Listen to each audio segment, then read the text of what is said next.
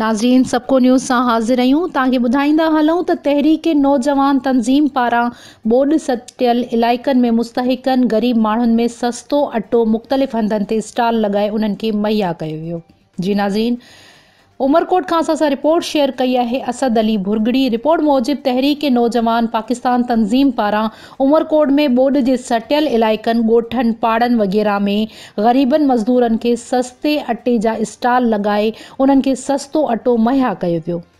ख़बर मूजिब तहरीक नौजवान पाकिस्तान तंज़ीम पारां उमरकोट शहर जे मुख़्तलिफ़ पाड़नि में ग़रीब दिहाड़ीदार मज़दूर तबके में ग़रीब मारूअड़नि जेके ॿ वेला मानी लाइ परेशान आहिनि उन्हनि खे तहरीक नौजवान पाकिस्तान तंज़ीम जे मेंबरनि ऐं चेयरमैन असद अली भुरगड़ी संदसि महिनत ऐं जद्दोजहद सां ग़रीब अवाम ऐं मज़दूर तबके जे लाइ सस्ते अटे जो स्टॉल लॻाए अवाम खे रिलीफ ॾेई बुख बदहाली खां निजात ॾियारी ऐं उन्हनि ग़रीब माण्हुनि खे सस्तो अटो फ़राहम कयो वियो। समें ग़रीब तबके सां वाबस्ता माण्हुनि मीडिया सां ॻाल्हाईंदे चयो त उमरकोट शहर में असांजा चूंडियल नुमाइंदा असांजी का बि सार नथा लहनि।